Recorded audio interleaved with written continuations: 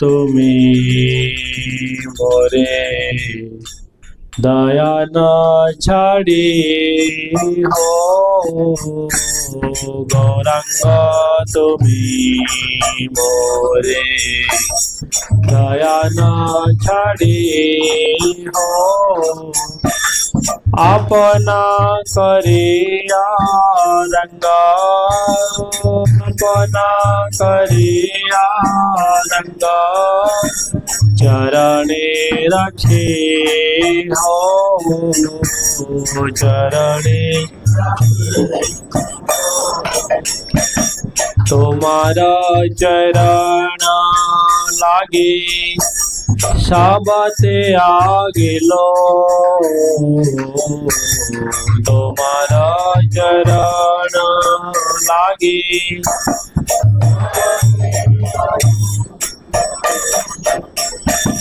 शीतला चरण पया शीतला चरण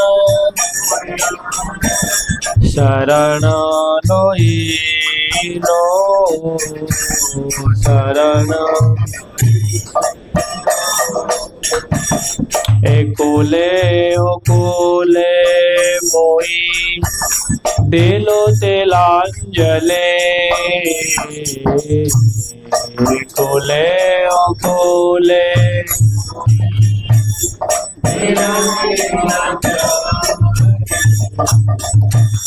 राखे हो चरणी मोरे राखे हो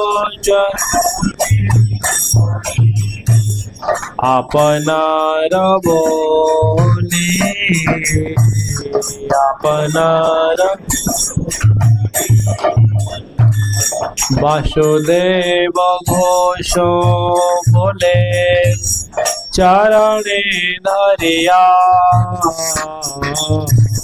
वासुदेव घोष बोले चरणे कृपा करे राखो मोरे कृपा करे पद छाया दिया पद छाया गौरंग तुम्हें मोरे दया न छाड़ी हो गौरंग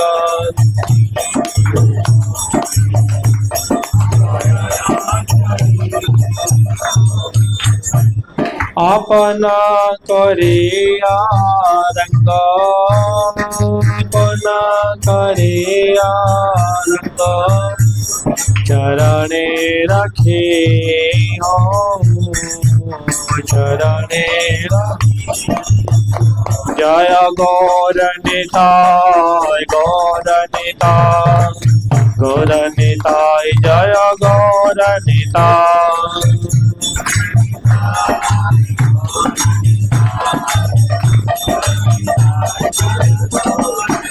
जय राधा गोविंद राधा गोविंद राधे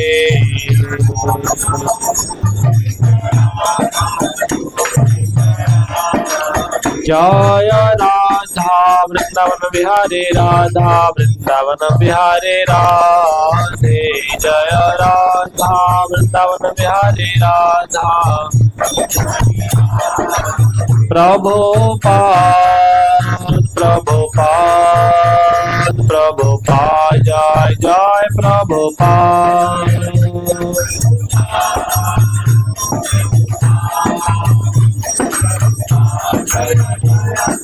जय जय गुरुदेव गुरुदेव गुरुदेव जय जय गुरुदेव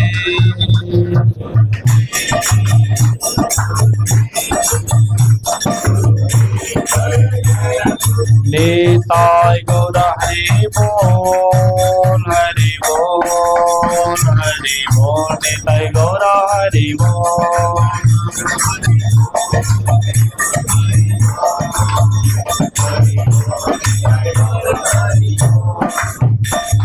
कलियुग पाप नाम संकीर्तन यज्ञ की जय। समावेत भक्त वृंद की जय। ताय गौर प्रेमानंदे हरि हरि हरे कृष्णा। तो आज हम लोग भगवद गीता के श्लोक के आधार पर चर्चा करेंगे मनुष्य जीवन में आध्यात्मिक गुरु की योगदान क्या है। और जैसे मेरा टॉपिक है अलग अलग आचार्यों के बारे में चर्चा करना। हम पिछला बार चर्चा किए थे सनातन गोस्वामी के बारे में, तो ये पढ़ लीजिए। तो पहले हम लोग चर्चा करेंगे गुरु तत्व के बारे में, बाद में हमारे जो सीनियर आचार्य हैं रघुनाथ गोपाल भट्ट गोस्वामी उनके बारे में आज को चर्चा करेंगे।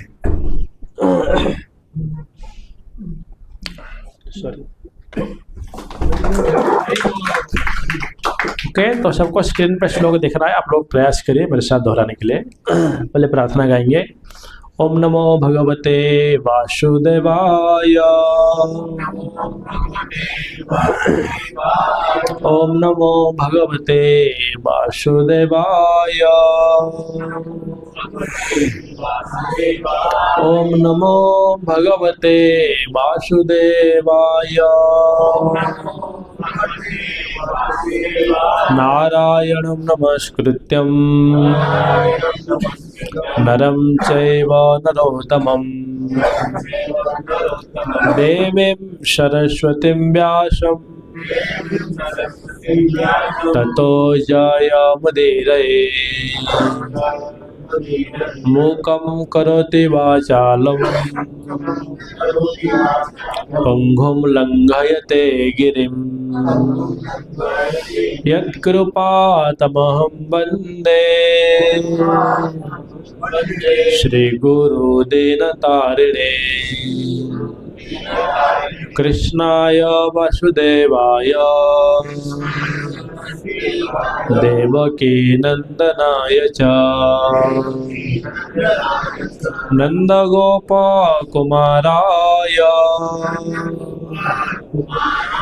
गोविंदाय नमो नमः। तो श्लोक इस प्रकार से है। तत्विधि प्रणिपातेन तत्विधि प्रणिपातेन परिप्रश्नेन सेवया उपदेक्ष्यन्ति ते ज्ञानं ज्ञानिनः तत्त्वदर्शिनः। तत्विधि प्रणिपातेन परिप्रश्नेन सेवया उपदेक्ष्यन्ति ते ज्ञानं ज्ञानिनः तत्त्वदर्शिनः। तत्विधि प्रणिपातेन परिप्रश्नेन सेवया उपदेक्ष्यन्ति ते ज्ञानं ज्ञानिनः तत्त्वदर्शिनः। कोई दोहराएंगे आप लोग? दो प्रभु जी से एक माता जी से। अमनपुर ट्राई करेंगे। तत्विधि प्रणिपातेन परिप्रश्नेन सेवया उपदेक्ष्यन्ति ते ज्ञानं ज्ञानिनः तत्त्वदर्शिनः। और कोई प्रभु जी में से? तद्विधि प्रणिपातेन परिप्रश्नेन सेवया उपदेक्ष्यन्ति ते ज्ञानं ज्ञानिनः तत्त्वदर्शिनः। माताएं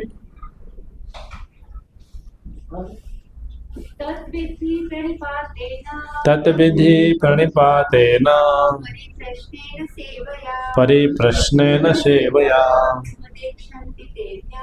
उपदेक्ष्यन्ति ते ज्ञानं ज्ञानिनः तत्त्वदर्शिनः। शब्दों का अर्थ तत् विभिन्न यज्ञों के उस ज्ञान को विधि जानने का प्रयास करो। प्रणिपातेन, एक मिनट, गुरु के पास जा करके परिप्रश्नेन विनीत जिज्ञासा से सेवया सेवा के द्वारा उपदेख्यन्ति दीक्षित करेंगे ते तुमको ज्ञानम ज्ञान में ज्ञानिनः स्वरूप सिद्ध तत्व तत्व के दर्शिनः दर्शी।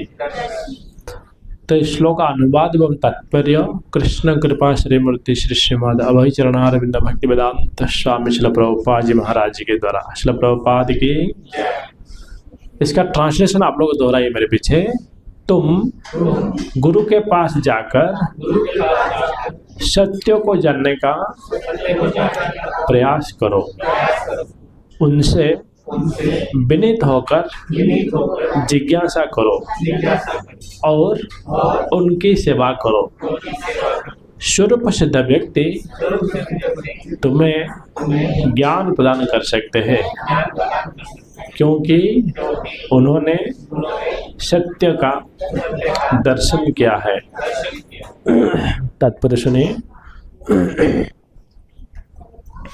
निस्संदेह आत्म साक्षात्कार का मार्ग कठिन है, अतः भगवान का उपदेश है कि उन्हीं से प्रारंभ होने वाली परंपरा से प्रामाणिक गुरु की शरण ग्रहण की जाए। इस परंपरा के सिद्धांत का पालन किए बिना कोई प्रामाणिक गुरु नहीं बन सकता। भगवान आदि गुरु है, अतः गुरु परंपरा का ही व्यक्ति अपने शिष्यों को भगवान का संदेश प्रदान कर सकता है। कोई अपनी निजी विधि का निर्माण करके स्वरूप सिद्ध नहीं बन सकता, जैसे कि आजकल के मूर्ख पाखंडी करने लगे हैं। ये तात्पर्य प्रभुपाद कृपा कर रहे खाली देखें। भागवत का 6:3-19 कथन है, धर्म तो साक्षात भगवत प्रणीतम। धर्म पथ का निर्माण स्वयं भगवान ने किया है, अतएव मनोधर्म या शुष्क तर्क से सही पद प्राप्त नहीं हो सकता। न ही ग्रंथ ज्ञान के स्वतंत्र अध्ययन से ही कोई आध्यात्मिक जीवन में उन्नति कर सकता है। ज्ञान प्राप्ति के लिए उसे प्रामाणिक गुरु की शरण में जाना ही होगा। ऐसे गुरु को पूर्ण समर्पण करके ही स्वीकार करना चाहिए और आशंका रहित होकर दास की भांति गुरु की सेवा करनी चाहिए। स्वरूप सिद्ध गुरु की प्रसन्नता ही आध्यात्मिक जीवन की प्रगति का रहस्य है। जिज्ञासा और विनीत भाव के मेल से आध्यात्मिक ज्ञान प्राप्त होता है। बिना विनीत भाव तथा सेवा के विद्वान गुरु से की गई जिज्ञासाएं प्रभावपूर्ण नहीं होंगी।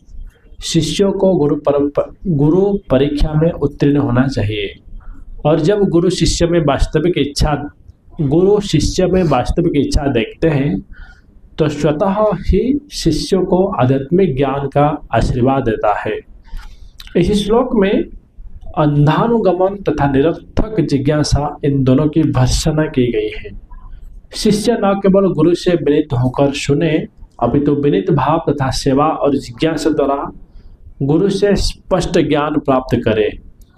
प्रामाणिक गुरु स्वभाव से शिष्य के प्रति दयालु होता है, अतः यदि शिष्य विनीत हो और सेवा में तत्पर रहे तो ज्ञान और जिज्ञासा का विनिमय पूर्ण हो जाता है। ओम ज्ञानम तिमिरन्धस्य ज्ञानांजन शलाकया चक्षुरुन्मीलितं येन तस्मै श्री गुरवे नमः।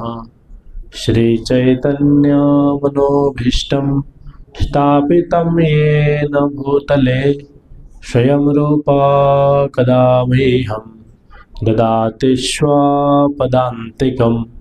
वन्देऽहं श्रीगुरो श्रीयुतापदकमलं श्रीगुरून् वैष्णवांश्च श्रीरूपं साग्रजातं सहगण रघुनाथान्वितं तं सजीवं साद्वैतं सावधूतं परिजनसहितं श्रीकृष्ण चैतन्य देवं श्री राधा कृष्ण पदान् सहगण ललिता श्रीविशाखान्वितांश्च नमो विष्णुपादाय कृष्णपृष्ठाय भूतले श्रीमते भक्तिवेदांत स्वामिनिति नामिने। नमस्ते सरस्वती देवे गौरवाणी प्रचारिणे निर्विशेष शून्यवादी पाश्चात्य देशतारिणे वंशाकल्पतरुभ्यश्च कृपा सिन्धुभ्येव च पतितानं पावनेभ्यो वैष्णवेभ्यो नमो नमः। हे कृष्णा करुणा सिंधु दीनबंधो जगत्पते गोपेश गोपिका कांत राधा कांत नमोस्तुते। तप्त कांचन गौरांगे राधे वृंदावनेश्वरी वृषभानुसुते देवी प्रणमामि हरिप्रिये। नमो महावदन्याय कृष्ण प्रेम प्रदायते कृष्णाय कृष्ण चैतन्य नामिने गौरतुषे नमः। जय श्री कृष्ण चैतन्य प्रभु नित्यानंद श्री अद्वैत गदाधर श्रीवासादि गौर भक्त वृंदा। हरे कृष्णा कृष्णा कृष्णा हरे हरे हरे राम राम राम हरे हरे। हरे कृष्णा।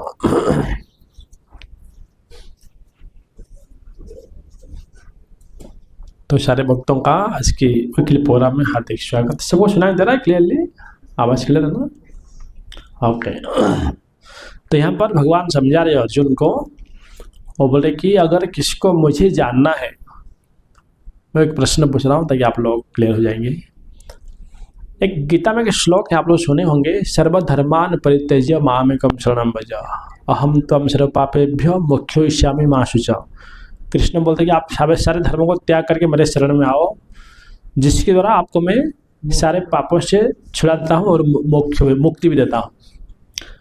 तो फिर भगवान ने डिक्लेयरली ये अनाउंस किए हैं आप मेरे शरण में आओ। तो फिर मनुष्य जीवन में गुरु की क्या जरूरत है? Why one needs spiritual master in one's life? Although Lord declared that, come in my surrender, surrender to me. Yes, कौन आंसर देंगे? सबको क्वेश्चन क्लियर? अगर भगवान ने गीता में खुद ये डिक्लेयर किया है कि आप मेरे शरण में आ जाओ, तो फिर गुरु के शरण में हमें जाने की क्या जरूरत है? अगर ये प्रश्न का उत्तर आप जान पाएंगे तो फिर गुरु कितना इंपॉर्टेंट है लाइफ में आप समझ पाएंगे। कौन आंसर देंगे? क्वेश्चन क्लियर सबको? बहुत अच्छा, मैं एक लेक्चर में सुना था, मुझे कितना प्रैक्टिकल लगा, इसलिए मैं आपसे शेयर कर रहा हूँ। यस, आप ट्राई करेंगे प्रभु जी? अगर भगवान ने खुद बोल दिया मेरे शरण में आओ, तो फिर हम लोग को मनुष्य जीवन में आध्यात्मिक गुरु के आश्रय में जाना क्या जरूरत है? या गुरु से दीक्षा क्यों लेते हैं हम लोग? गुरु के माध्यम से रास्ता बताते हैं, भक्ति पथ का रास्ता गुरु ही बताते हैं। पर भगवान ने पहले से बता दिया है, गुरु की क्या जरूरत है? क्योंकि इस माया जगत में हम भटक जाते हैं, कहीं पर हम कुछ भी रहा तो हम भटक जाएंगे, लेकिन जो हमको बताएगा कि हाँ एक चैतन्य भागवत के श्लोक आते हैं, वो बोलते कि दुर्भाग्य सेवक यदि भक्ति छुड़ जाए अनुभवी गुरु तारा चूड़ा धरी आने। चूड़ा बोलते शिखा पकड़ते जो ब्रह्मचर्य या गृहस्थ भक्त जो शिखा पकड़ते सैंडी शिखा, अगर गुरु से शिष्य भागे जाता है ना, गुरु उसकी शिखा पकड़ के खींच के लेके आते। मूर्ख कहाँ जा रहे हैं भगवान को छोड़ के। ओके, और कोई आंसर देंगे? आप लोग करीब आ रहे हैं आंसर का, पर मुझे जो परफेक्ट सेंटेंस चाहिए ना, उसका मैं राह दिख रहा हूँ। साक्षात रूप में जैसे कृष्णा ही सही करिए। भागवत एक श्लोक आता है, वो बोलते हैं कि आचार्य माम विजानीय न अवमान ही करिचित न मर्त्य बुद्धेश्वात सर्वदेवमय गुरु। गुरु में सारे देवी देवता निवास कर रहे हैं और मैं ही आचार्य के रूप में आपके सामने हूँ। गुड, पर मुझे जो आंसर चाहिए वो एक्सपेक्टेड है। भगवान के तुल्य होता है, वही वो बताए प्रभु जी ने अमन को ने, उसको मैं श्लोक कोट किया। हाँ सुनीता माता जी। जो भगवान ने कहा है है मुझ तक आओ, तो वहां तक हम कैसे पहुंचेंगे? गुरु जी बताएंगे। हरि बोल, परफेक्ट आंसर, जय हो। तो ये उसको आचार्य बोलते हैं, भगवान ने बोले कि मेरे शरण में आओ, सर्वधर्मान परित्यज्य मामेकम शरणम व्रज। पर शरण में कैसे जाने का प्रशिक्षण गुरु देते हैं। सबको समझ में आया? अभी भगवान ने गीता में बोल दिया मेरे शरण में आओ। अब जैसे कि आप लोग आप लोग ये मालूम है कि बच्चों को एजुकेट करना है, पर कैसे एजुकेट करना है, इसलिए स्कूल है, बराबर ना। स्कूल है और इतने सारे आपको उनका सिलेबस है, फिर उनका प्रोग्रेसिव रिपोर्ट है, उनको आप अच्छा से ट्रेन करते हो। तो ऐसे जो गुरुजन होते हैं वो शरणागत का स्कूल खोल के रखें और प्रशिक्षित कर दें कैसे आप लोग को शरणागत में आना है। तो ये बहुत सुंदर ग्रंथ है, और ग्रंथ का नाम है, मेरे पीछे बोलिए, हरि भक्ति विलास। और ग्रंथ में सनातन गोस्वामी लिखते हैं एक शिष्य का लक्षण क्या होना चाहिए और गुरु का पहचान क्या होना चाहिए। तो हम आज पूरे क्लास में चर्चा करेंगे गुरु तत्व के बारे में, और ऐसे एक शरणागत शिष्य जिनका नाम रहा गोपाल भट्ट गोस्वामी, कैसे एक शिष्य आगे जाए गुरु बन के पूरा संस्था को लीड करते हैं, उनके बारे में चर्चा करेंगे। तो हमें गुरु की क्या ज़रूरत है, तो इसके लिए हम देखते हैं। देखिए, जीवन में हम जो भी कुछ करते हैं ना, जो जीवन में हम आगे बढ़ने के लिए हर कोई फील्ड में, हर कोई क्या बोलेंगे उसको, फील्ड को हिंदी में क्या बोलेंगे, हर कोई प्रोसेस में हमें एक प्रशिक्षण देने वाले गुरु की ज़रूरत है क्या नहीं। किसको मान लीजिए डॉक्टर बनना है तो इसलिए इतने सारे मेडिकल कॉलेज है, इंजीनियर बनना है तो इसलिए इतने सारे इंजीनियरिंग स्कूल कॉलेजेस है। तो वैसे जीवन में कोई भी फील्ड में अगर आपको आगे बढ़ना चाहते हो तो एक व्यक्ति की ज़रूरत है जो आपको प्रशिक्षण दे रहे हैं। तो वैसे भगवान की भक्ति में आगे बढ़ना है तो मनुष्य जीवन में आध्यात्मिक गुरु की ज़रूरत है। बल्कि कि सेंटेंस में सुना था, एक भक्त बता रहे थे, बोलते कि 5 spiritual master comes on the way to lord. आध्यात्मिक जीवन में गुरु क्यों आते हैं? तो actually spiritual master the only way to attain lord. समझ माना, क्योंकि आपको गुरु ही क्या करेंगे, भगवान के धाम को जाने का रास्ता दिखाएंगे। एक संत बहुत अच्छे उत्तर दिए थे एक बार, वो बोले माता पिता बड़े या गुरु बड़े हैं, कौन आंसर देंगे? मैं शायद एक बार बताया था यहाँ पर, माता पिता से गुरु बड़े होते हैं। क्यों? क्योंकि माता पिता जीवात्मा को इस दुनिया को लेके आते हैं, गुरु जीवात्मा को या हम सबको इस संसार से भगवान के धाम को भेजते हैं। इसलिए शास्त्र में एक सुंदर श्लोक आता है, वो बोलते हैं कि जन्म जन्म में माता पिता मिलते हैं, परंतु गुरु और कृष्ण केवल वो जीवात्मा को मिलते हैं जो संसार भ्रमिते को न भाग्य कहे तारे, नदी र प्रवाह ये न कष्ट लागे तेरे। आप में से कितना लोग मायापुर का गंगा नदी देखे हो? अब देखिए ना, गंगा नदी मेरा याद है 2016 या 17 में हम यात्रा गए थे महाराज की। तो नदिया घाट में है ना, एक बोट जैसे टच होता ना तो थोड़ा सा धक्का बैठता है, क्योंकि वो जो क्या बोलते हैं, जो बंदर को स्पर्श होता है ना। तो हमारे के माता जी थे, नायकड़े माता जी करके, हमारे निगड़ी कंग्रेशन की, वो थोड़ा ना ज़्यादा स्टाइलिस्ट है, हमेशा अपने आप को नहीं करते रहते हैं, बोलना मत है किसको। तो क्या कर रहे थे, वो ना ऐसे पूरा फोटो ले रहे थे, सेल्फी। और जैसे वो नौका धक्का बैठा ना, उनका पूरा मोबाइल और एक बैग फिसल गया, और देखते देखते कुछ ही क्षण में बैग ऐसे बहते हुए चला गया। बोलते नदी का जो प्रवाह ना बहुत भयानक रहता है, और स्पेशली गंगा नदी का करंट इतना फ्लो है ना, देखते देखते कोई भी वस्तु ऐसे कुछ ही क्षण में से बह जाता है। तो वैसे कहा गया है कि संसार भ्रमिते को न भाग्य कहे तारे। ये भव सागर में हम लोग को बड़ी द्रुत गति से, स्पीड से बहते हुए जा रहे हैं। जैसे गंगा नदी में बहुत बड़े बड़े बुफालो, लकड़ी, पेड़ पौधे से बहते हुए चला जा रहा है, परंतु सौभाग्यवश कोई लकड़ी अगर नदी के तट पे आ जाता है तो उसकी लाइफ बच जाता है। तो इसी संसार चक्र में जो जीवात्मा अलग अलग योनियों में से भटकते रहते हैं, पर सौभाग्यवश कोई जीवात्मा अगर नदी के तट पे आ जाते हैं तो जैसे लकड़ी बच जाता है, ऐसे साधु गुरु की कांटेक्ट में आते हैं तो उनकी जो जन्म मृत्यु जरा व्याधि की चक्र चल रहा है, पुनरपि जननम पुनरपि मरणम पुनरपि जननी जठरे शयनम, यह संसारे खलु दुस्तारे तरह तारे पाहे मुरारे। तो उनकी लाइफ बच जाता है। सबको समझ में आ रहा है? इसलिए कहा गया है मनुष्य जीवन में अगर किसी को गुरु मिल जाता है तो उसकी जो जन्म मृत्यु जरा व्याधि के चक्कर चल रहा है, उससे उसको छुटकारा मिल जाता है। ठीक है, तो ये गुरु का कंट्रीब्यूशन रहता है, योगदान रहता है।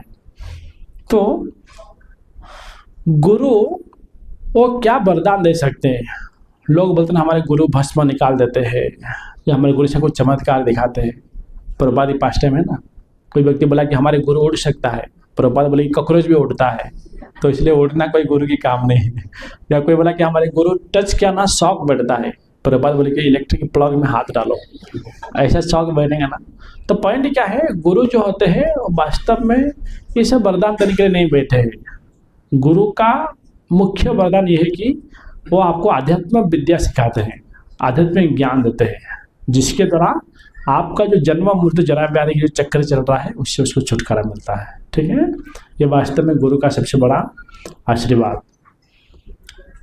और जो गुरु होते हैं वो धन संपत्ति और उनकी जो फॉलोअर के साथ संबंध कैसे रहता है वो सब उनके जीवन में पूरा अनासक्त रहते हैं। इसलिए चैतन्य महाप्रभु ने जो सबसे बड़े गुरु और सिखा रहे कि न धनम न जन्म न सुंदरम, ये तो ये चीज़ से पानी, तो इनमें से वो सिखा देते हैं कैसे हम लोग को इस सब से डिटैच रहना है। ठीक है ना। फिर जो गुरु होते हैं वो क्या करते हैं, उनका सबसे मुख्य बिहेवियर ये रहता है कि वो हमेशा शास्त्र के बारे में बातचीत करते हैं और समाज के लिए वो तितिक्षिवा कारुणिका शोहृदय सर्वदय नाम आजाद। तो मैं जिसे बता रहा था ये सब गुरु के लक्षण होता है। श्रील सनातन गोस्वामी अपने ग्रंथ हरिभक्ति विलास में लिखते हैं आध्यात्मिक गुरु का क्या क्या लक्षण होना चाहिए। उसी पहले हम लोग सुनेंगे कि शिष्य की क्या क्या लक्षण होना चाहिए। अब मैं प्रश्न पूछ रहा हूँ, अगर कोई व्यक्ति अपना आप को डिसाइपल शिष्य बोल के घोषित कर रहे हैं या शिष्य बनने जा रहा है, तो उनके अंदर कौन सा गुणों की अपेक्षा है, कोई बता सकते हैं आप लोग? अगर कोई अपने आप को शिष्य बोल के काबिल करना चाहते हैं तो उनके अंदर क्या क्या लक्षण होना चाहिए? विनम्रता होना चाहिए, और कुछ दिखना मत नोट को, हाँ आज्ञाकारी ओबीडियंट, और हम शरणागत होना चाहिए, इनक्विजिटिवनेस। और देखिए बहुत इम्पोर्टेंट टॉपिक चल रहा है चर्चा का विषय। हम ये सुना कि हर किसी को गुरु नहीं मिलते हैं। जैसे कि नदी की प्रवाह से कोई सौभाग्यवश एक लकड़ी आके नदी के तट पे लगता है तो उस लकड़ी बच जाता है। तो ऐसे जीवात्मा जन्म मृत्यु जरा व्याधि के चक्कर से घूमते घूमते उनको सौभाग्यवश एक गुरु की प्राप्ति होता है। पर वो शिष्य जिनके अंदर ये गुण है, अगर वो शिष्य गुरु की कांटेक्ट में आता है तो उनकी लाइफ परफेक्ट होता है। तो एक शिष्य के अंदर कौन सा गुणों की लक्षण अपेक्षा है? देखिए पहला गुणों की अपेक्षा है कि वो एक श्रद्धालु होना चाहिए, फेथफुलनेस उनके अंदर होना चाहिए। तो अगर कोई शिष्य है, अगर वो डाउट कर रहा है, श्रद्धा नहीं है, तो फिर शायद वो भक्ति में आगे नहीं बढ़ पाएगा। ठीक है ना, ये पहला गुण उनकी अपेक्षा है। दूसरा है कि वो जो शिष्य है ना, एक संस्कारी परिवार से आए हुए रहना चाहिए। और कोई व्यक्ति या कोई साधक, कोई शिष्य अगर कोई उच्च परिवार से नहीं आया ना, वो इतने उच्च कोटि के शिष्य नहीं बन सकता। अभी बोल सकते हैं तो फिर शास्त्र में देखते हम लोग नारद मुनि, वो तो एक दासी के पुत्र थे, मुर्गारी। तो ऐसे एक्सेप्शनल केसेस है। थैंक यू माता जी। तो ऐसे बहुत सारे गिने चुने केस रहेंगे जहाँ पर वो शिष्यों की निष्ठा और उनकी पिछला जन्म का पायटी रहा है, इसलिए वो लोग आगे गंभीर शिष्य बन गए। तो देखिए मैं कुछ बता रहा हूँ कि जो डिसाइपल है उनकी क्या क्या लक्षण की अपेक्षा है, या हम सबसे इन गुणों की अपेक्षा है। पहला कि हम सबके अंदर शास्त्र के प्रति, गुरु के प्रति विश्वास होना चाहिए।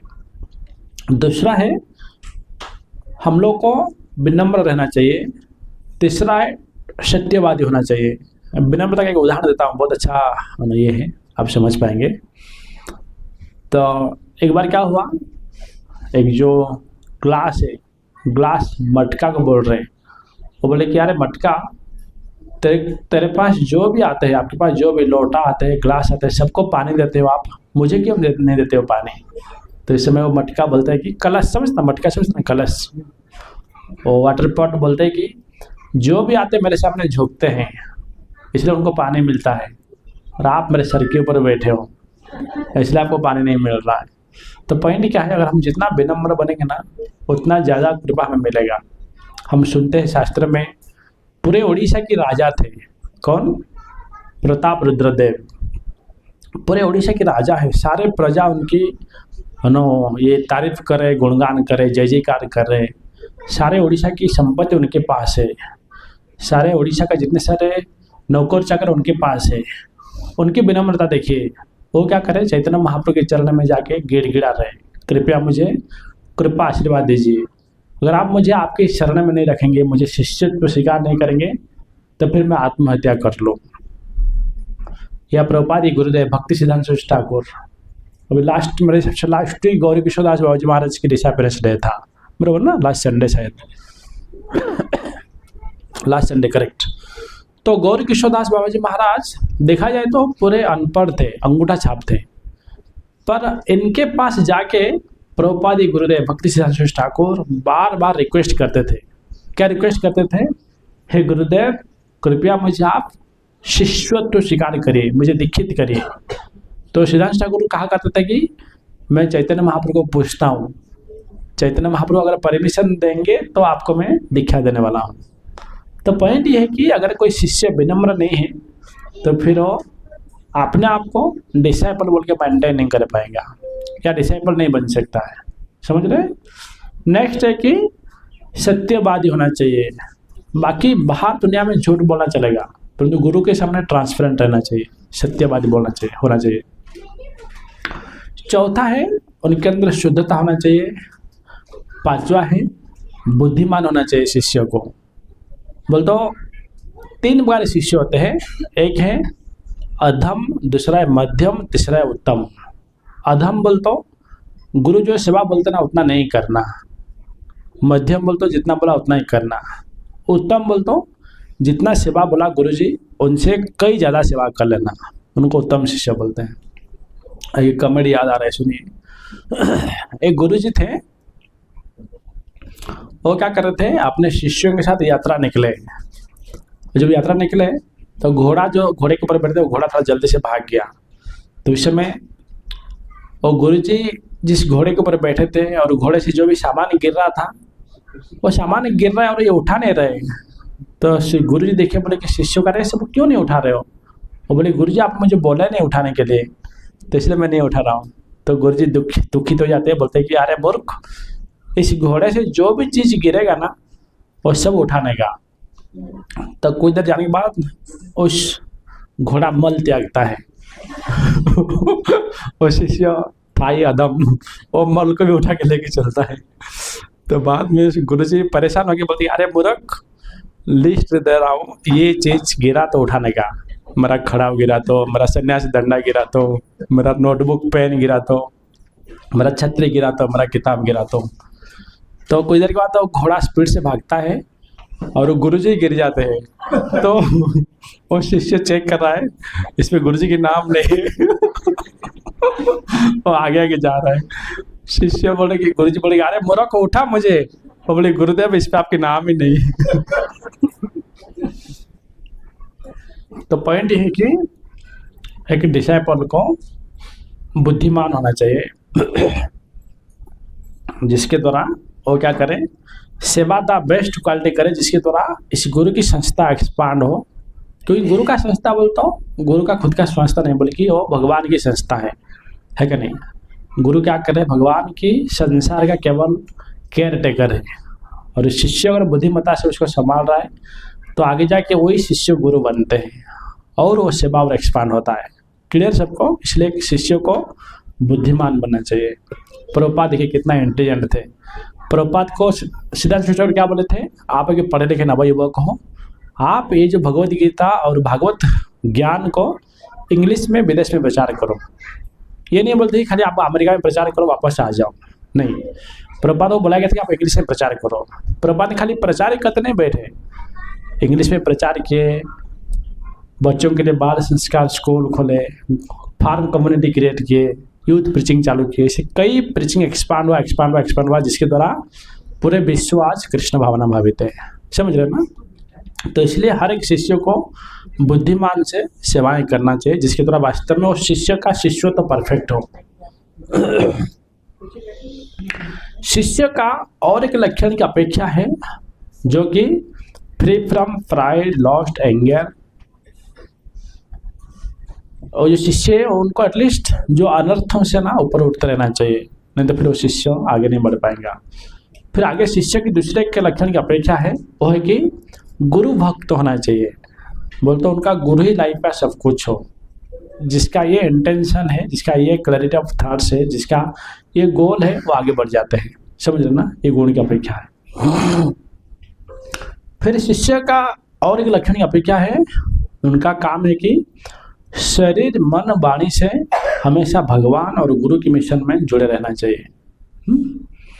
जिसे आप बोल सकते तो फिर हम लोग गृहस्थ आश्रम में है, गुरु की सेवा में लगे रहे तो फिर हम लोग कैसे हमारे जीवन जी सकते। तो इसके लिए शास्त्र में देखते हैं हम लोग, बहुत सारे उदाहरण हैं, बल्कि पूरे शास्त्र भरा हुआ है 99% गृहस्थ भक्तों का, केवल वैराग्यों का कुछ 1-2% है। आप में से कितना लोग नाम सुने हो रामानुजाचार्य का? और रामानुजाचार्य दक्षिण भारत के बहुत बड़े संत हो गए हैं श्री संप्रदाय के।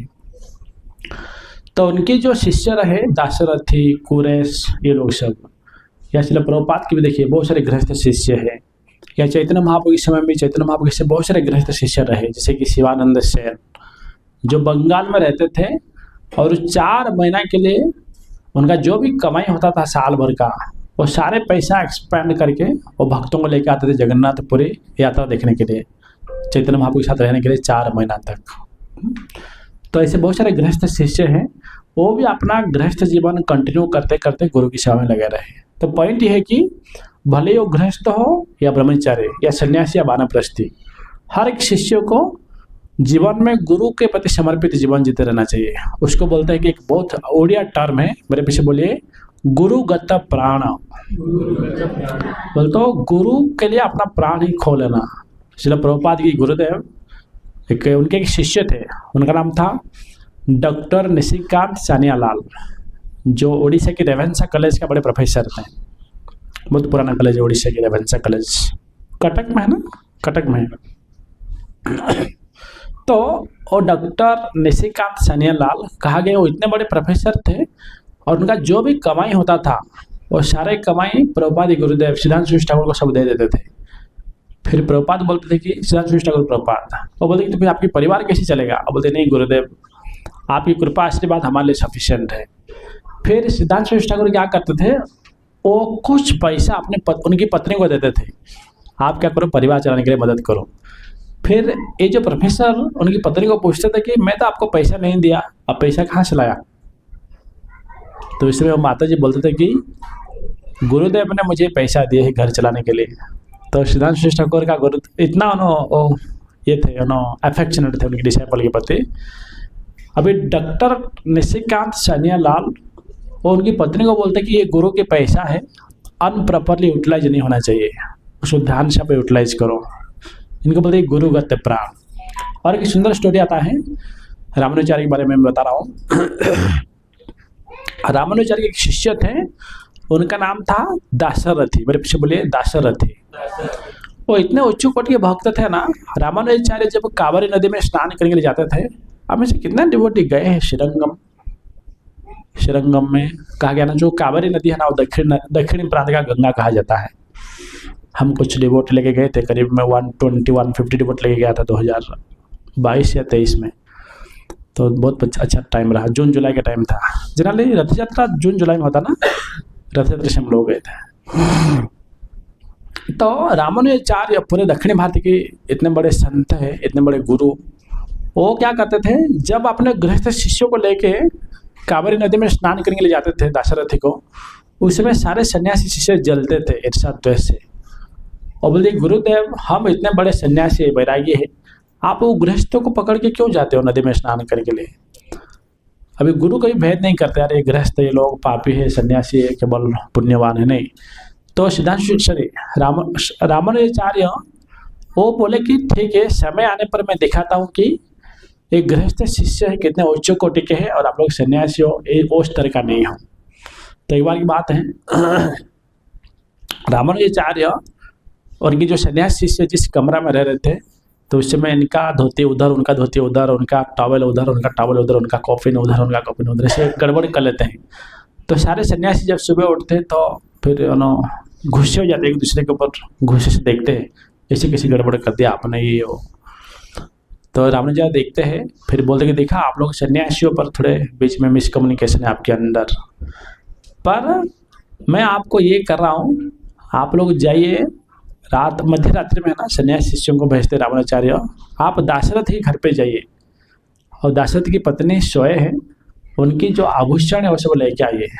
तो कहा गया है दाशरथ को रामानुजाचार्य पहले से अपने आश्रम में बुला दिए थे और मध्य रात्रि में ये जाते हैं सन्यासी लोग रामानुजाचार्य के शिष्य, उनकी जो पत्नी है उनसे कुछ आभूषण लाने के लिए। तो कहा गया है उनके घर के सब सामान लेके आते थे। उस समय वो माता जी थोड़ा जग गए, तो ये सन्यासी शिष्य सब भागते आ गए आश्रम में। फिर बाद में रामानुजाचार्य दाशरथी को घर पे भेज देते हैं और दाशरथी की पत्नी बोलते हैं कि शायद हमारे गुरु के आश्रम में कुछ पैसे की कमी है, इसलिए सन्यासी शिष्य आके कुछ ले रहे थे। तो उस समय दाशरथी अपने पत्नी को डांट रहे थे, तो मूर्ख स्त्री, उनको क्यों स्वागत सत्कार नहीं किया, सारे चीज़ क्यों निकाल के नहीं दिया। और ये सन्यासी शिष्य खिड़की से देख रहे थे। तो उसी समय और सन्यासी शिष्यों को समझ में आया कि बाप रे, मेरे गुरुदेव रामानुजाचार्य क्यों इतना रेस्पेक्ट करते। तो यहाँ पर पॉइंट क्या है, शिक्षा ये है, भगवान की जो भक्त लोग हैं, भले गृहस्थ हो या ब्रह्मचारी हो, सन्यासी हो, वो सबको गुरु की संतुष्टि के लिए जीवन जीते रहना चाहिए। सबको क्लियर, देन लाइफ में आगे बढ़ पाएंगे, परफेक्ट हो पाएंगे। इसलिए एक शिष्य का लक्षण ये होना चाहिए कि devoted the lotus feet of spiritual master, गुरुगत प्राण उनके अंदर होना चाहिए। और एक लक्षण गुरु शिष्य का होना चाहिए कि वो हमेशा शरीर मन वाणी से भगवान की श्री गुरु की सेवा में लगा रहे।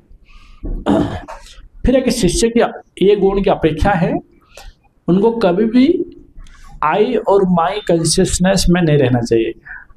जनरली आजकल हम लोग भगवान से दूर है, उसका मूल कारण क्या है, मैं मेरा एटीट्यूड, बराबर ना। एक बहुत अच्छा एक कॉमेडी बता रहा हूँ, सुनिए। एक वृंदावन से प्रभु जी आए थे, बता रहे थे और बोले आप लोग सब बकरी देखे हो, बकरी गोट हमेशा मैं करता रहता है, बराबर ना। फिर बाद में समय आने पर उस बकरी का जो मृत्यु हो जाता है, उसका छाल निकालते हैं, स्किन, और स्किन निकाल के उसको ना पूरा टाइट करके ज़मीन में खिला ठोक के उसको टाइट करते हैं, फिर उसको नमक डालते हैं, फिर क्लीन करते हैं, फिर उसका मृदंग बजाते हैं, ढोल बजाते हैं, फिर जब मार देते हैं तो तुम आवाज़ आता है, बराबर ना। तो इसे माया क्या करते हैं, हमें जिंदगी भर जब परेशान कर लेते हैं, परेशान करने के बाद हम लोग तुम आवाज़ निकालते हैं, तब मैं आवाज़ निकालते रहते हैं। सबको समझ में आ रहा है ना, ये घर किसका है, मेरा है, ये काम कौन किया, मैं करते रहते हैं। पर माया जब पिटाई करते हैं हम लोगों को, और हम लोग जब निस्सहाय अवस्था में किसकी शरण में जाते हैं, और स्पेशली गुरु के शरण में आते हैं, जब ज्ञान होता है तभी समझ में आता है कि एक्चुअली वास्तव में मैं कुछ भी नहीं हूँ, तुम भगवान आप ही सब कर रहे हो, तुम। तो माया पिटाई करने के पहले हम लोग को बुद्धिमानी से गुरु का शरण में जाना है। सबको समझ में आया मैं और तुम का फर्क। तो इसलिए हम लोग को ना माया पिटाई करने के पहले बुद्धिमानी से ज्ञान अर्जन करके शास्त्रों से, गुरुओं से, परंपरा से तुम बोलना चालू करना चाहिए।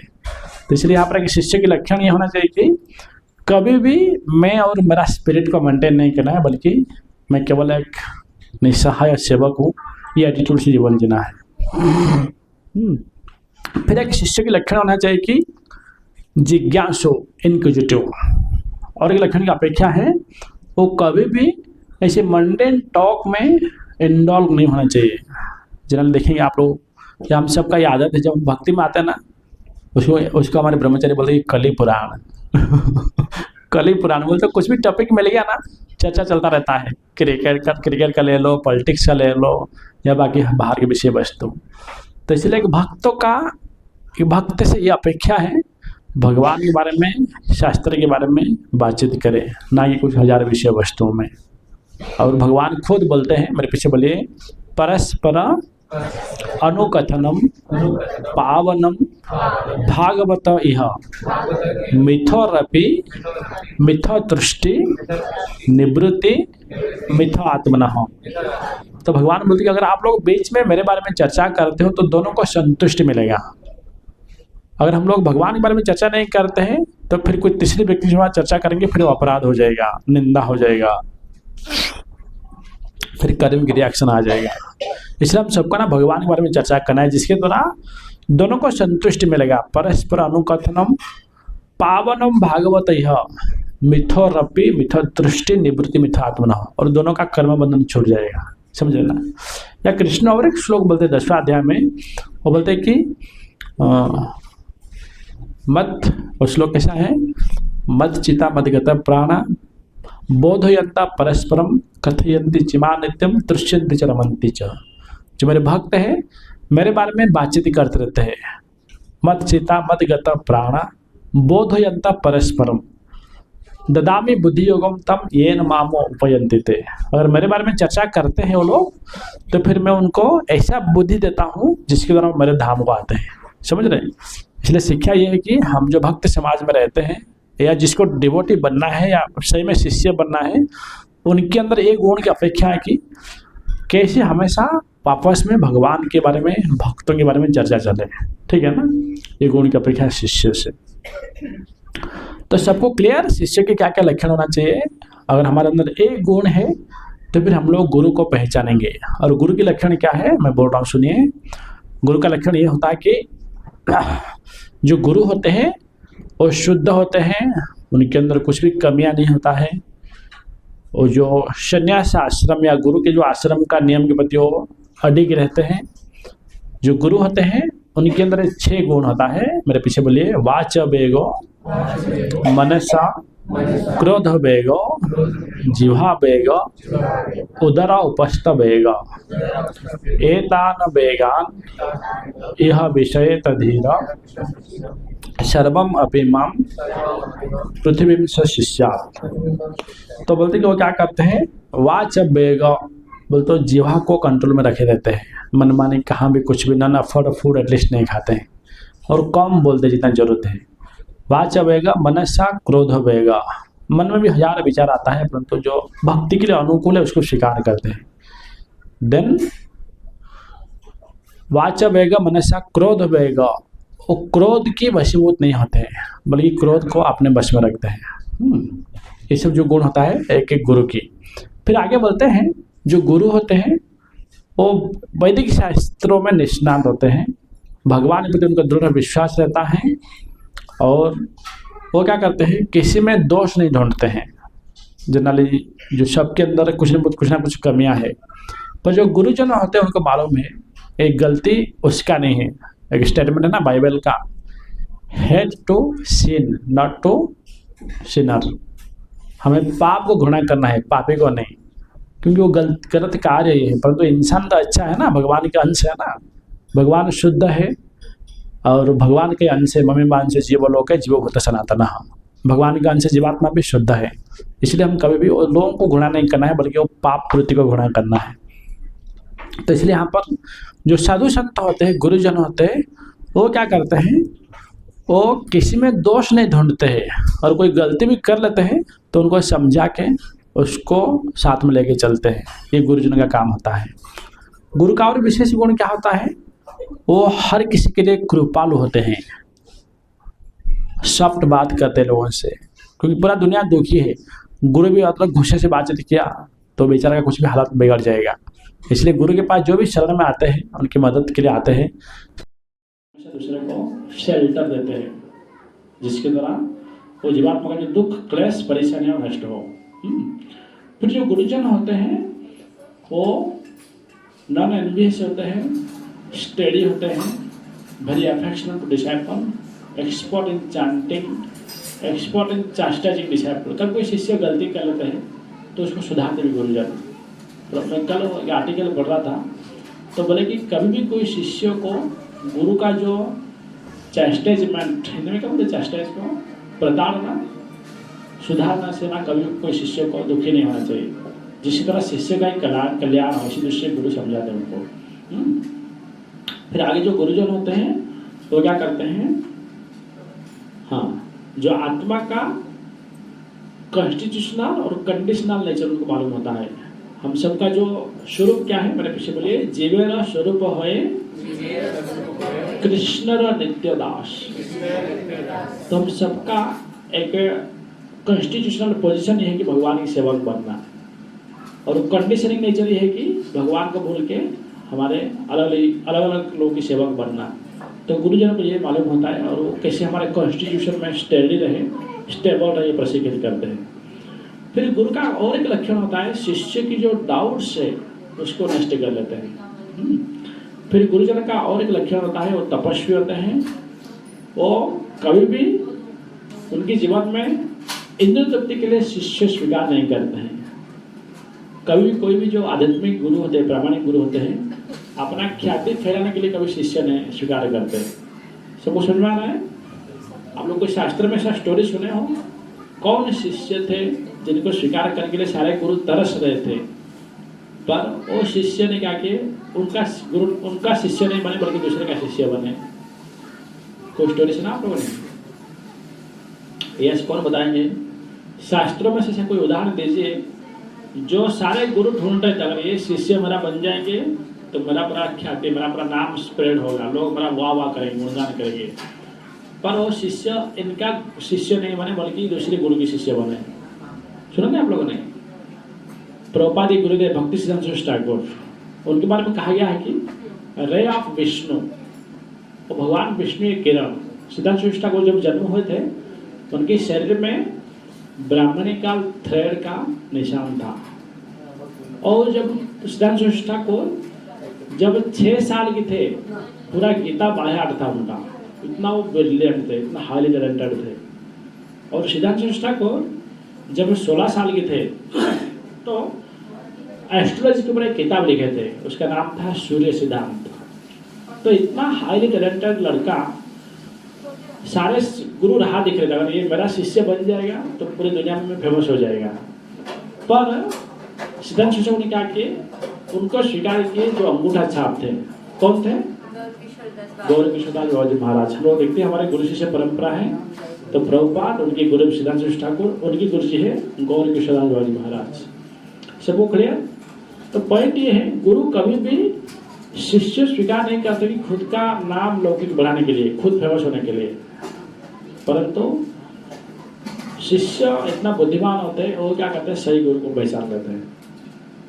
तो हम लोग को इस रूप देखना है। और उसका जो अपोजिट है, जो भुंदो गुरु या छद्म गुरु होते हैं, ये सारे गुणों का विपरीत गुण वाले। जिसके यहाँ पर गुरु का लक्षण है कि वो अपने भजन में निष्णात होते हैं, तो कोई व्यक्ति अपने भजन में निष्णात नहीं है तो फिर वो भुंदो गुरु है। कोई गुरु शिष्य स्वीकार नहीं करते खुद फेमस होने के लिए, उसका उल्टा अगर कोई गुरु शिष्य स्वीकार कर रहे खुद का मठ बड़ा करने के लिए, खुद का नाम फैलाने के लिए, तो इसका अर्थ कुछ तो गड़बड़ है इस आदमी में। समझ ना? ये सब कुछ गुण हम लोग से देखा गुरु का और शिष्य का। ठीक है, तो लास्ट में एक मुद्दा बता रहा हूँ, आप लोग थोड़ा और रिलेट कर पाएंगे। हमारे एक डेवोटी कहा करते थे, एक बार वो कन्याकुमारी गए थे, दक्षिण भारत। फिर बाद में कुछ ऐसे 3-4 डेवोटी ऐसे हंसी मजाक करते करते समुद्र की ओर जा रहे। फिर बाद में इतना अंदर चले गए, उनको पता नहीं अभी कौन सा दिशा में जाए। सबको समझ में आ रहा है ना? मान लीजिए आप समुद्र के अंदर चले गए हो और पूरा इतना डीप ओशियन में आप लोग हो, समुद्र का तट दिखाई नहीं दे रहा है, और आप आगे की ओर जा रहे हो, पूरा समुद्र के अंदर जाएंगे, तो उस समय वो लोग पूरा परेशानी में है, क्या करना है क्या नहीं करना नहीं समझ पा रहे। तो उसी समय कहा गया कि वो पूरा बेचैन थे, डिस्टर्ब थे, अभी करना क्या है। तो जैसे वो भक्तों का हालत था ना, वैसे हम सबकी हालत है जीवन जीते समय। जब तक हमें कोई व्यक्ति गाइडेंस नहीं करता है ना, तब तक हम सबकी यही हालत है। और पूरा शास्त्र में देखेंगे, कृष्ण के साथ रहने वाले अर्जुन, उनका भी यही दशा था। तो क्या बोलते हैं, कर्पण्यंदशो अपहत स्वभाव पृच्छ्वामि त्वं धर्मस्य मूढ़चेता ये श्रेयस्यान्निश्चित ब्रूहि तन्मे शिष्यस्ते अहम साधिमं त्वं प्रपन्नम। तो प्रभुपाद बोलते हैं, जैसे जंगल में कोई आग लगाने के लिए नहीं जाता है, जंगल में आग कैसे लगता है, अपने आप दो पैरों का घिसते घिसते। तो वैसे हम सबके जीवन में भयानक दुख क्लेश परेशानियां चलता रहता है, पर जैसे जंगल का आग को बुझाने के लिए घनघोर बारिश की जरूरत है, वैसे हम सबको आध्यात्मिक गुरु की कृपा और उनकी मार्गदर्शन हमारे जीवन की जो क्लेश को नष्ट करता है। इसलिए मैं जिसे बता रहा था, वो कन्याकुमारी में और जो डिवोटी घुस गए थे अंदर, उनको दिशा नहीं दिखा रहा था, उस में क्या हुआ, समुद्र के अंदर से एक बोटमैन आया। वो बोले, अरे प्रभु जी इधर कहाँ जा रहे हो, एक्चुअली आपको बाहर जाना है समुद्र का, तो उसी साइड नौका चलाना चाहिए।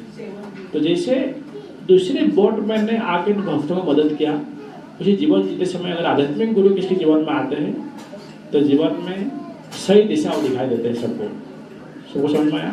तो इसलिए इतना इम्पोर्टेंट है, एक स्पिरिचुअल मास्टर की जरूरत है।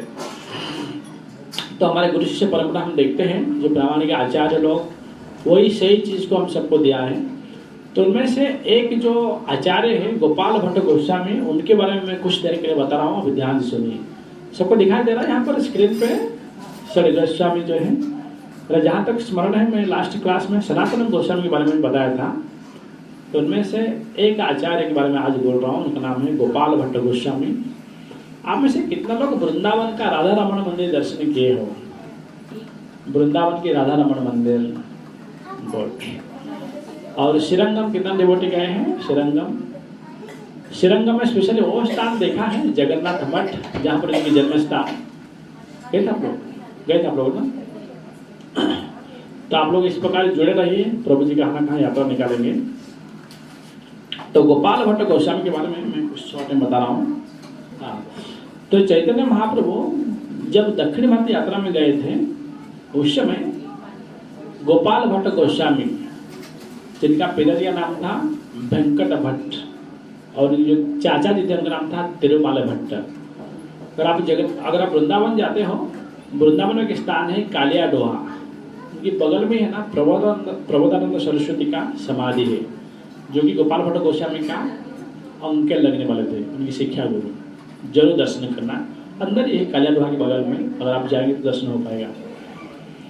तो गोपाल भट्ट गोस्वामी, उनके बारे में कहा गया कि वो जब 7 साल के थे उस समय चैतन्य महाप्रभु के घर पे आए थे, और चैतन्य महाप्रभु उनके घर पे 4 महीने के लिए रुके थे। और गोपाल भट्ट गोस्वामी को एक बहुत बड़ा सौभाग्य प्राप्त हुआ, स्वयं जो लक्ष्मीपति अनंतपुरी ब्रह्मांड के नायक है, उन भगवान का वो पद प्रख्यापन कर रहे थे, पैर मसाज कर लेते थे, उनको खाना परोसते थे, उनका धोती कुर्ता धो लेते थे। वो चैतन्य महाप्रभु के साथ भगवान श्री रंगनाथ जी के दर्शन करने के लिए जाते थे। तो इस प्रकार ऐसे बहुत सारे सेवाएं की। तो गोपाल भट्ट गोस्वामी एक बार क्या है, चैतन्य महाप्रभु के पास थे और उसमें बड़े दुखी हो जाते हैं।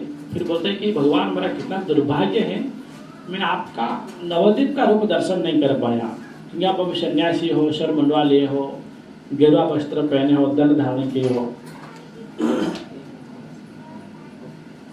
तो इस समय ना गोपाल भट्ट गोस्वामी बड़े दुखी हो जाते हैं। फिर उस समय कहा गया कि भगवान चैतन्य महाप्रभु को ऐसे प्रार्थना कर रहे थे, उसे भगवान चैतन्य महाप्रभु देखते देखते सुंदर राधा कृष्ण का रूप धारण करते हैं। किनके सामने? यस, किनके सामने राधा कृष्ण रूप धारण करते हैं? गोपाल भट्ट गोस्वामी। यहाँ पर दिख रहे हैं, इनमें से आचार्य है, पर्टिकुलरली हम लोग पॉइंट आउट नहीं कर सकते ये करके, ठीक है ना। इस गोस्वामी का इसे हम लोग पर्टिकुलरली एक जन को नहीं पॉइंट आउट कर सकते।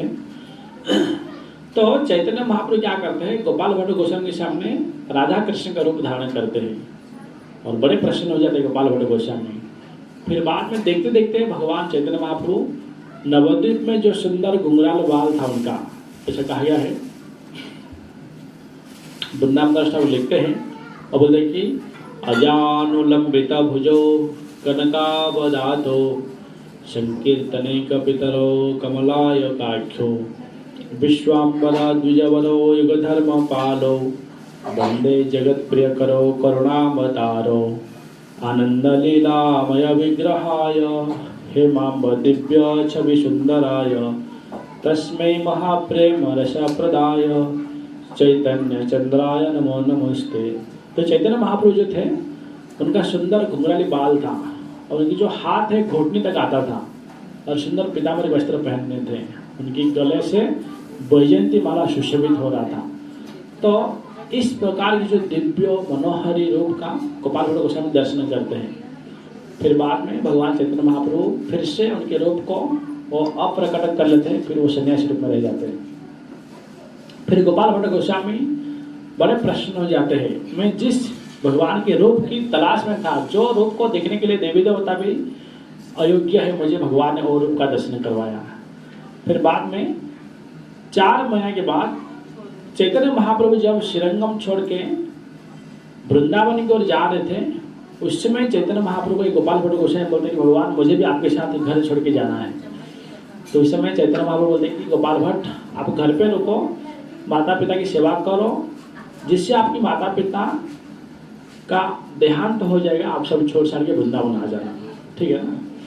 तो उसके बाद गोपाल भट्ट गोस्वामी चैतन्य महाप्रभु की आज्ञा को पालन करते हैं। फिर जैसे उनकी माता पिता चले जाते हैं तो गोपाल भट्ट गोस्वामी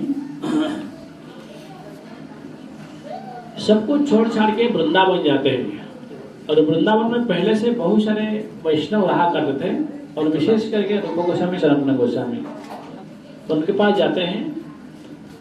रूप गोस्वामी सनातन गोस्वामी बड़े प्रसन्न हो जाते हैं जिसे गोपाल भट्ट गोस्वामी को देखते हैं, और अपना खुद का भाई जैसा उनको व्यवहार करते हैं।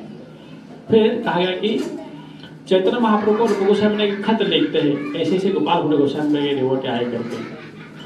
तो बाद में गोपाल भट्ट गोस्वामी जिसे वृंदावन पहुंचते हैं तो सारे वैष्णव उनका सुंदर स्वागत सत्कार करते हैं, उनको भक्ति में आगे बढ़ने के लिए गाइडेंस करते हैं, उनको भक्ति शास्त्र का प्रशिक्षित करते हैं।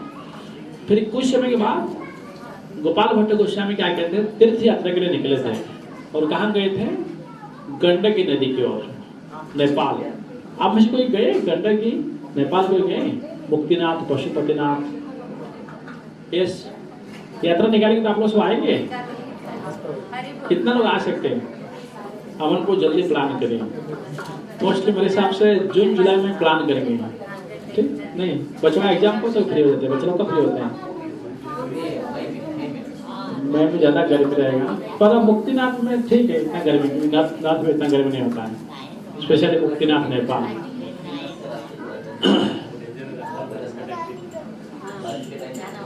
अच्छी बात है, मुक्ति हो गया तो और क्या जरूरत है,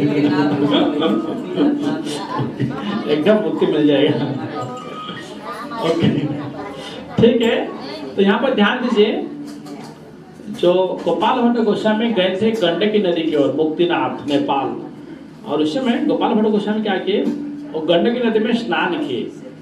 जिसे स्नान करके जिसे नदी में डुबकी लगाई, जिसे ऊपर उठे, अपने आप उनके हाथ में 12 सालग्राम शिला आ गया।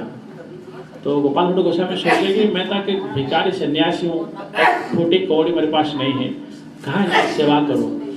इसलिए क्या करते हैं, पानी में वो बहा लेते हैं। फिर जब डुबकी दोबारा लगाते हैं, फिर से अपना 12 सालग्राम शिला आ जाता है। गोपाल भट्ट गोस्वामी खुद दुखी हो जाते हैं, बोलते कि मैं तो वो सेवा नहीं कर सकता भगवान की, तो अच्छा रहेगा मैं नहीं लेता हूँ। गोपाल भट्ट गोस्वामी जब तीसरा बार डुबकी लगाते हैं, फिर से 12 सालग्राम शिला उनके हाथ में आता है। तो गोपाल भट्ट गोस्वामी सोचते हैं कि शायद ये भगवान की इच्छा है, तो इसलिए सारे 12 सालग्राम शिला को गोपाल भट्ट गोस्वामी लेके आते हैं वृंदावन। तो मैं एक मुद्दा भूल गया बोलने के लिए। जब गोपाल भट्ट गोस्वामी वृंदावन छोड़ के गंडकी की ओर जा रहे थे, तो एक गृहस्थ घर पे रुके थे प्रसाद और रेस्ट के लिए। तो गृहस्थ रिवोटी बोले कि हमारे लड़का को आप लेके जाइए आपके साथ, एज आपकी सर्वेंट। तो गोपाल भट्ट गोस्वामी बोले कि नहीं, अभी इसकी जरूरत नहीं है, जब समय आएगा मैं बोलता हूँ। तो कहा गया है, जब गोपाल भट्ट गोस्वामी ने दोबारा वृंदावन वापस गए, उस समय एक्चुअली सुन के आप हैरान होंगे। देखिए भगवान और भक्त कैसे दुनिया चलाते हैं। तो अभी जो राधा रमण मंदिर के जो पुजारी है ना, वो पुजारी का परंपरा है, जिनकी घर पे गोपाल भट्ट गोस्वामी ने गंडकी जाते समय बीच में रुके थे। और उनकी जो पुत्र है, पुत्र का पुत्र अभी फिलहाल महंत है राधा रमण मंदिर का। अब तो गए होंगे ना प्रति राधा रमण मंदिर वृंदावन में। तो उनका बेटी अभी पुणे में पढ़ाई कर रहे हैं, इंजीनियरिंग पढ़ रहे हैं। मैं अभी गया था ना वृंदावन, तो फिर मैंने थोड़ा कुछ प्रश्न पूछा, तो पहले वो दुखी हो गए, अरे आप लोग संपूर्ण ब्रह्मचारी हो, आप लोग को ऐसी जानकारी होना चाहिए। बहुत सारे लोग मुझे बोलने लगे, फिर बाद में बोला ऐसे ऐसे, कोई बात नहीं, गलती हमारे है, हम पुजारी आपको डिटेल से विस्तार से नहीं बता रहे, जो कनेक्शन बता रहे थे कैसे वो सेवा पूजा चलता रहा। फिर बाद में फिलहाल वो जो राधा रमन मंदिर की जो पुजारी उनकी बेटी यहाँ पर पुणे में पढ़ाई कर रहे हैं, वही उनकी परंपरा से। ठीक है, तो समय के अभी मैं 2 मिनट में एंड कर रहा हूँ। और गोपाल भट्ट गोस्वामी जब वृंदावन आते हैं, सारे गोस्वामी के साथ रह रहे थे। फिर एक दिन बहुत बड़े व्यापारी आए थे दिल्ली से, और रूप गोस्वामी, सनातन गोस्वामी, सबका विग्रह था। एक सुंदर भजन है, हम लोग बाद में कभी गाएंगे। आप लोग जानते हैं रूप गोस्वामी का आराध्य देव कौन सा है, वो कौन सा विग्रह का सेवा करते थे रूप गोस्वामी? कौन बताएंगे? रूप गोस्वामी का प्राण प्रिय विग्रह कौन सा था? यस माता जी। रूप गोस्वामी का आराध्य देव एक भजन है, हम लोग, मैं आपको दिखाता हूँ बाद में। तो राधा गोविंद देव जो है रूप गोस्वामी का विग्रह, और सनातन गोस्वामी का मदन मोहन, जीव गोस्वामी का राधा दामोदर, श्यामानंद को का राधा श्याम सुंदर। हाँ, तो इसी सारा आचार्य का, जैसे विष्णु जोगी ठाकुर उनका राधा गोकुलानंद। एक भजन ही है, हम लोग चाहे तो एंड में दिखाएंगे। चलो अभी दिखा देता हूँ, टाइम कम है। ठीक है, आगे जाके जस्ट बता रहा हूँ। सारे जो गोस्वामी का विग्रह के लिए वो आभूषण और वस्त्र दे रहे थे कि व्यापारी, तो गोपाल भट्ट गोस्वामी दुखी हो जाते हैं, मेरे पास विग्रह नहीं है, अगर खास विग्रह होता तो मैं भी मेरा विग्रह के लिए आभूषण और अलंकार लिया होता। तो इसी सोच के वो दुखी होके सोए थे। और वो दिन था नरसिंह चतुर्दशी का दिन, और नरसिंह चतुर्दशी के दिन कहा गया कि वो जो 12 शालग्राम शिला था, उनमें से एक शालग्राम शिला वो फूट जाता है और भगवान राधा रमन देव प्रकट होते हैं। बोलो राधा रमन भगवान की जय। तो अभी जो राधा रमन मंदिर है वृंदावन में, ओरिजिनल विग्रह जो कि शालग्राम शिला से निकले थे, और 11 शालग्राम शिला आज उसके बगल में है। ठीक है, तो आगे जाइए कैसे वो अप्रकट होते हैं, उनकी समाधि है, विस्तार से हम सुनेंगे।